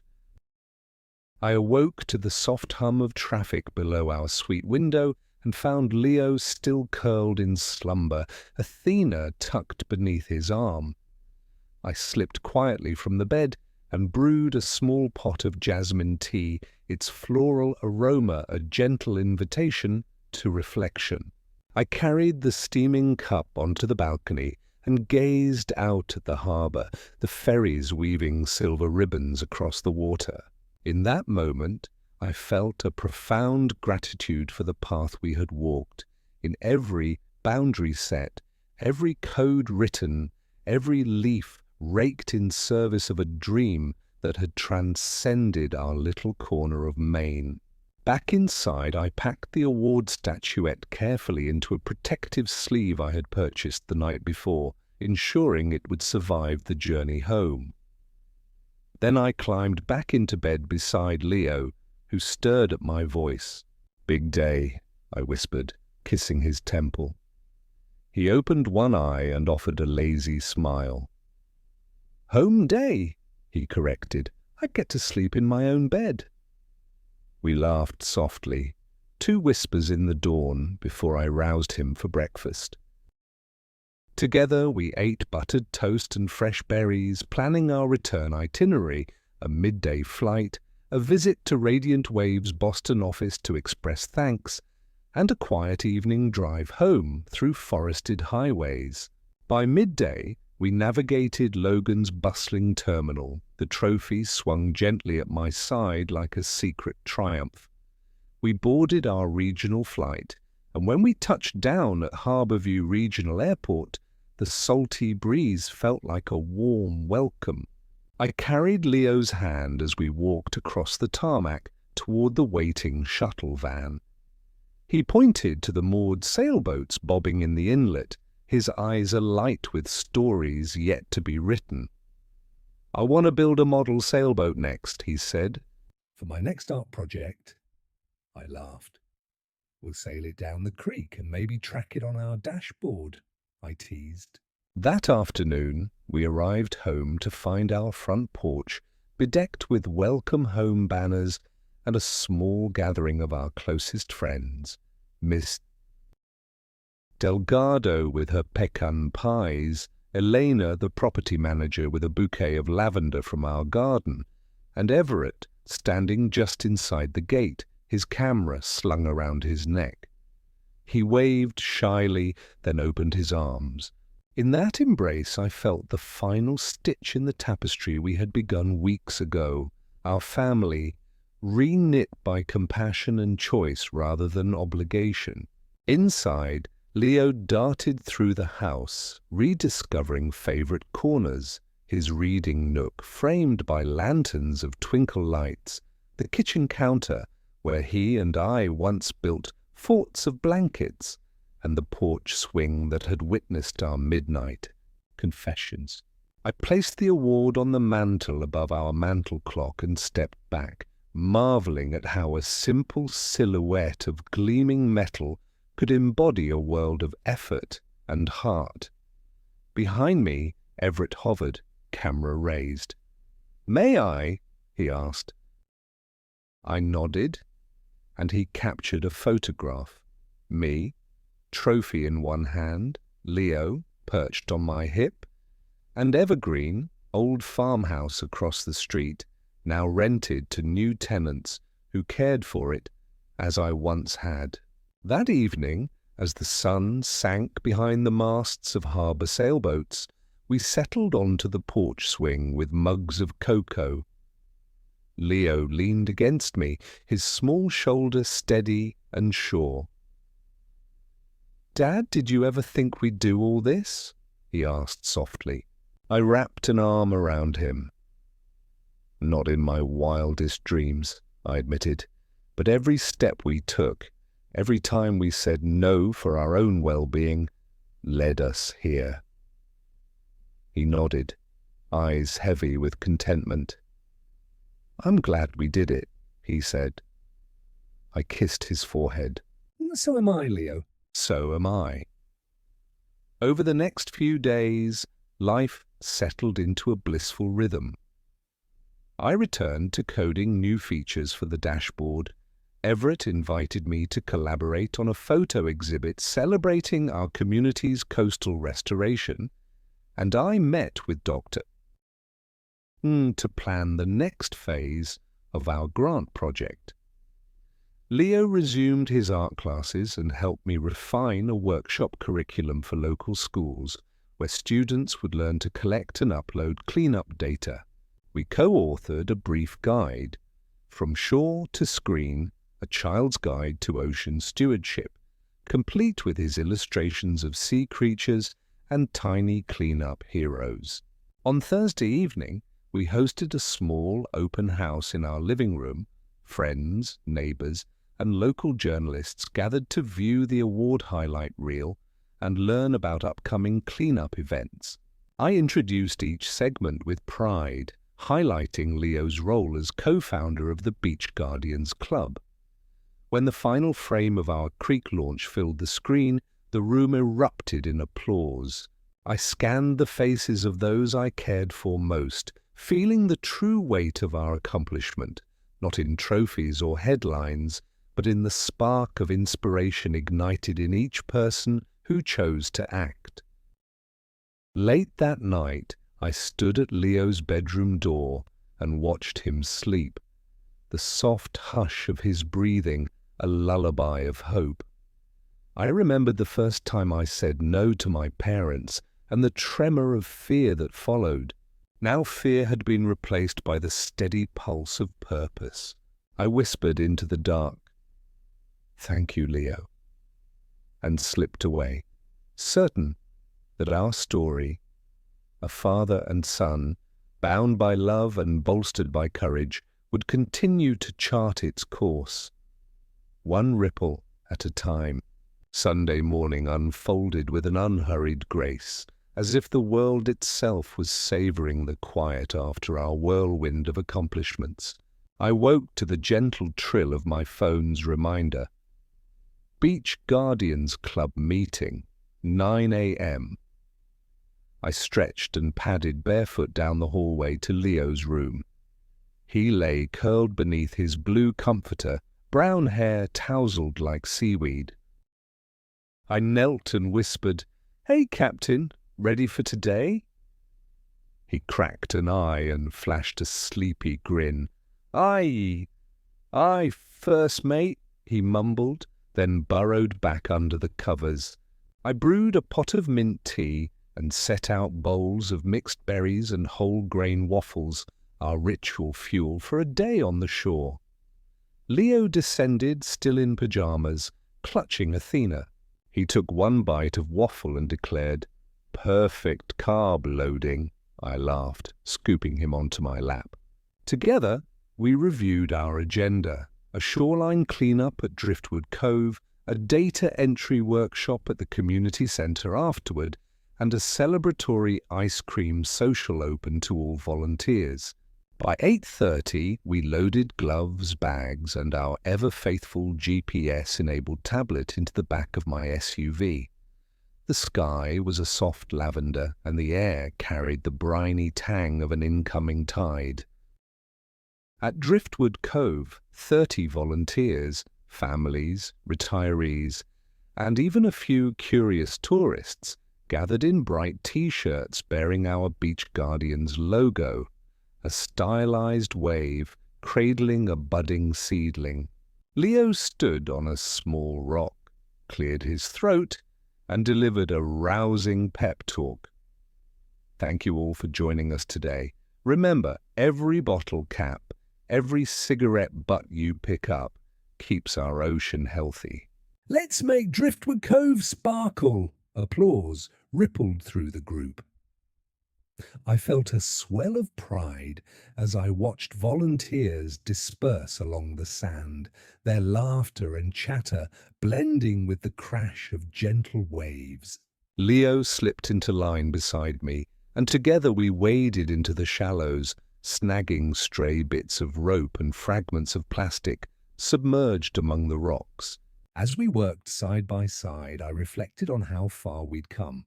From that first tentative cleanup, when only Leo and I scoured a creek's edge, to this thriving community movement.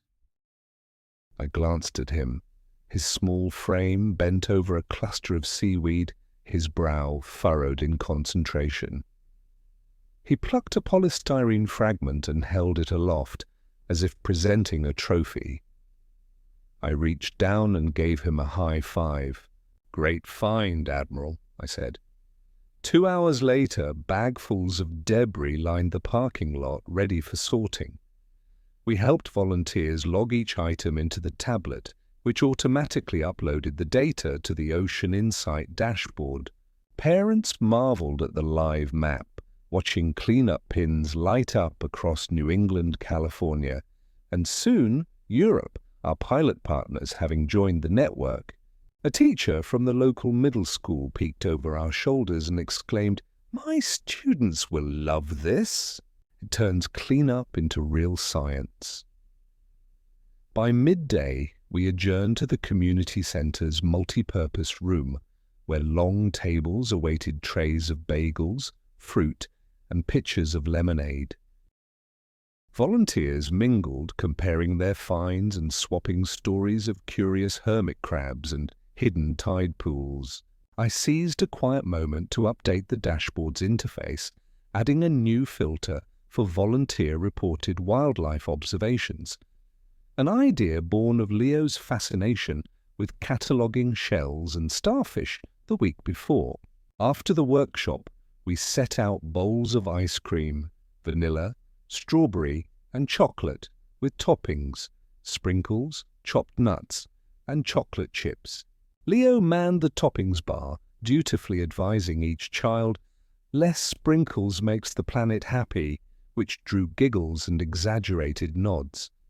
I served cones, watching sticky-faced smiles blossom across every volunteer.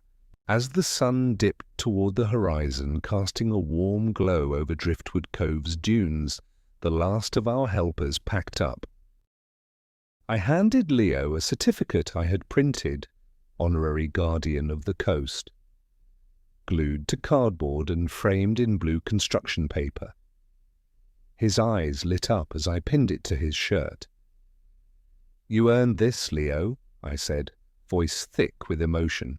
He beamed and hugged me tightly. Driving home, the windows down, I caught the scent of salt and pine mingled on the breeze. Leo chattered about tomorrow's science fair, where he planned to present our cleanup data as his project. I promised to help him refine his poster and practice his speech. In my rearview mirror, I watched him sketch in his notebook, tiny punctuate lines forming graphs and illustrations. That evening, as we settled into our living room, I reflected on the arc of our journey. I remembered the night I first dared to stand up to my parents' exploitation, the courthouse steps echoing with my claim to self-respect. I recalled the ache of eviction notices and restraining orders, balanced by the thrill of reclaiming our home and our agency. I thought of the farmhouse I purchased in secret, both a gift to my own future and a silent lesson in boundaries. Now, as I watched Leo drift through his sketches, his eyelids heavy with contentment, I knew our legacy was more than any trophy or headline. It was the seedlings of stewardship we had sown in each volunteer's heart, the maps lighting up with collective action, and the example of a small boy and his father navigating storms together, always anchoring one another in love and purpose. I carried Leo to bed and gave him a quiet kiss. "Good night, my guardian," I whispered. He murmured, "Good night, my hero," before slipping into sleep. I tiptoed out and closed the door softly, confident that our story, our endless tide of hope, would continue to rise, wash ashore, and reshape the world, one grain of sand at a time. Monday arrived bright and brisk, the sky a crystalline blue that promised the onset of autumn's full spectacle. I awoke early, stirred by the soft chime of my calendar reminder.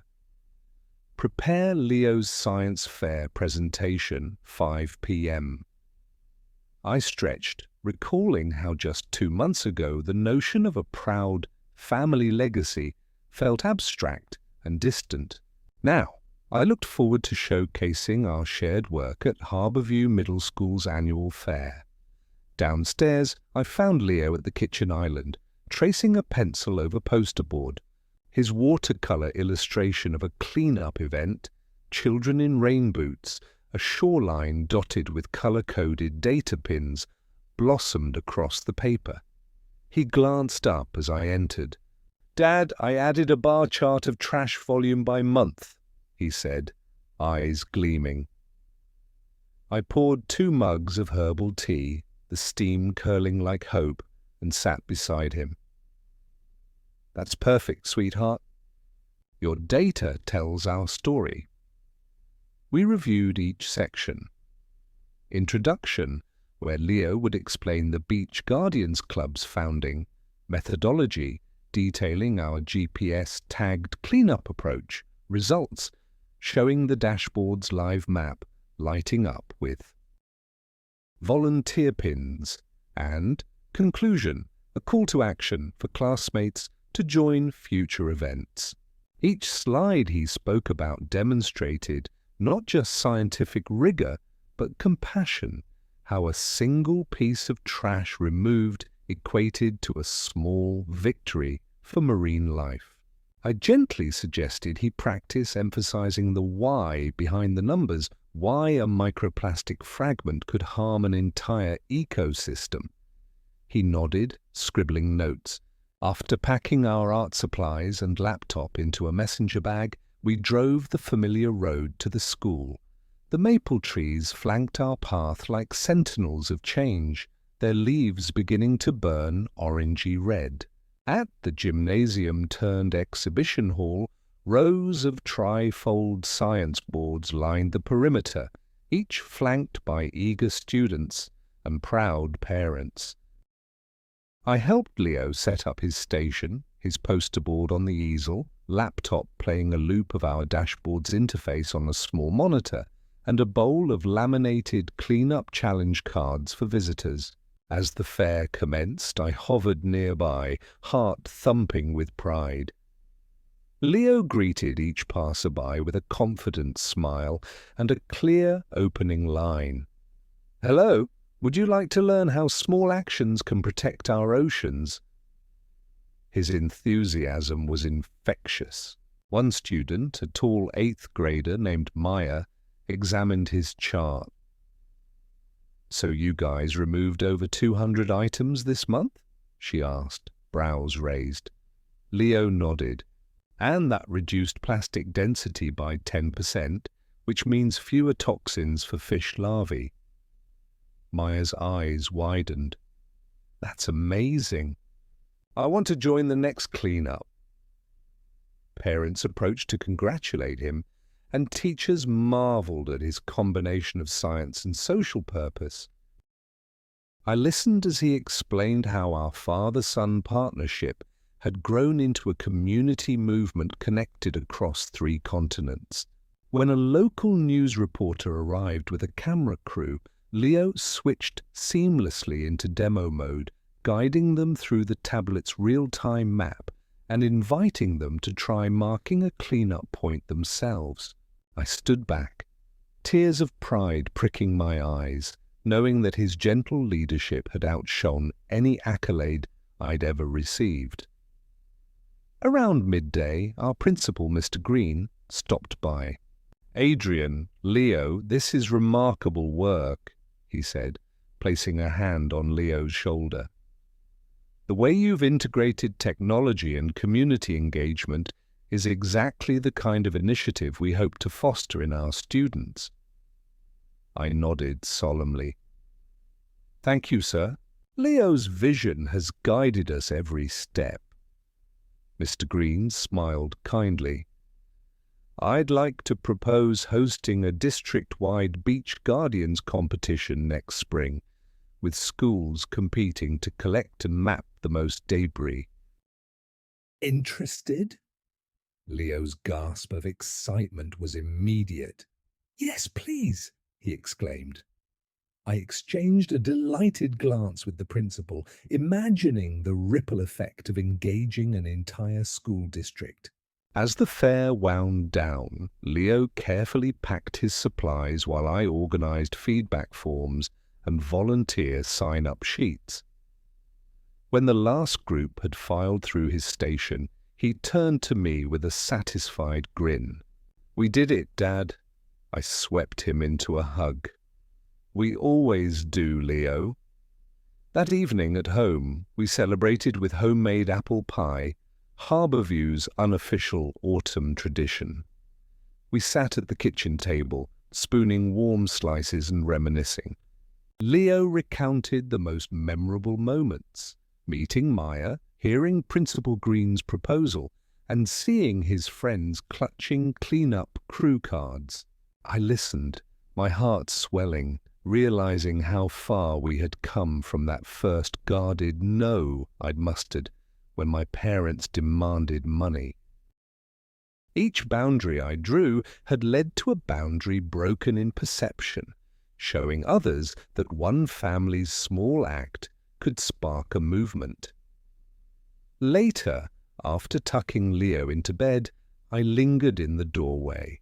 His dreams of sailboats and beach cleanups would guide him into adulthood with purpose and empathy. I turned off the hallway light and closed the door gently, carrying with me the knowledge that our story, one of resilience, innovation, and unwavering love, was still unfolding. Written not in chapter endings, but in each new hand that reached down to pluck debris from the tide. The following morning, Harbourview greeted us with a gentle mist drifting off the bay, as though the world exhaled after weeks of exhilarating momentum. I woke to the scent of fresh linen and brewed a pot of chamomile tea, its soothing warmth a perfect start for the day. In the kitchen, Leo was at the counter, carefully sketching a design for next spring's District Beach Guardians competition T-shirt. He glanced up and offered me a paper mock-up, a stylized wave cradling a young sapling, encircled by the words, "Every ripple counts." My heart swelled. "It's perfect," I told him, wrapping my arms around his small shoulders. Over buttery croissants and honey-drizzled yogurt, we reviewed our calendar. Next week, Dr. Ung would present our integrated cleanup metrics to the Environmental Advisory Board. 2 weeks later, the district competition would launch, and all summer our dashboard would expand to new coastal communities worldwide. I reminded Leo that each milestone was built on the foundations of our earliest choice to protect him and honor our own worth by standing up to injustice. He nodded solemnly, eyes reflecting both innocence and wisdom. Our first task was to finalize the competition rules. I spread a pad of legal-sized paper across the kitchen island, and Quill outlined a draft. Teams of students, at least one adult chaperone per group, designated cleanup zones with geotagged boundaries and bonus points for wildlife observations. Leo added playful icons, binoculars for bird sightings, magnifying glasses for microplastics. Together we refined the document until it felt both rigorous and inviting. By midday, I drove Leo to his art class, the studio's windows glowing with creative energy. I lingered to drop off competition posters, then headed to Radiant Wave for a briefing with our developers. The office buzzed with excitement, engineers tweaking real-time mapping layers, designers crafting new icons, and project managers coordinating with grant administrators. I listened to progress reports and offered encouragement. Then I cleared my throat and proposed an innovative twist, allowing local artisans to use cleanup data to create community murals, transforming debris maps into public art. The room erupted in enthusiastic collaboration. I grinned, thinking of Seraphina's abandoned pottery wheel and how our quiet rebellion had blossomed into collective creativity. That afternoon, on my way home, I stopped by the old Mercer farmhouse and paused at the wrought iron gate. The new tenants, a young family of 3, were tending a vegetable patch where I once chased rowdy chicks. I waved and they waved back with warm greetings. I smiled at the knowledge that my secret investment had become a source of stability for others, a testament to boundaries formed with foresight and care. When I returned home, Leo greeted me at the door, holding a pair of muddy rain boots. "I helped Mrs. Delgado with her garden," he announced, pitching them onto the mat. "We found a robin's nest." He described the tiny eggs nestled among tender shoots, his voice brimming with wonder. I admired his compassion, how he had turned every opportunity to give back, no matter how small, into a moment of connection with nature.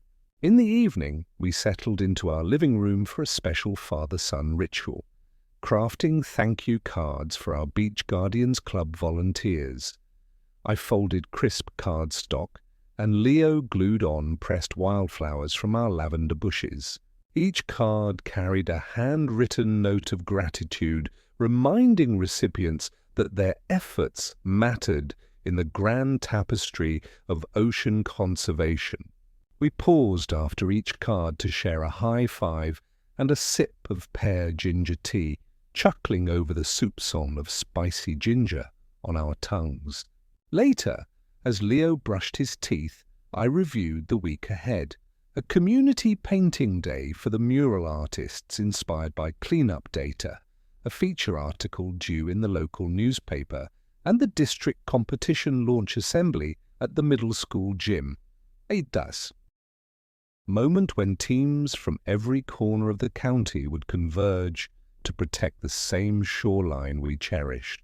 I imagined students brandishing data-driven banners, parents cheering, and me at the podium introducing the next generation of guardians. Before bedtime, I tucked Leo in and whispered, "I love you, sweet pea." He curled into me and replied, "I love you more than the ocean is wide." I kissed his forehead and paused, letting his words linger. In that simple exchange lay the essence of our journey. Love expansive enough to encompass every wave, every challenge, every triumph.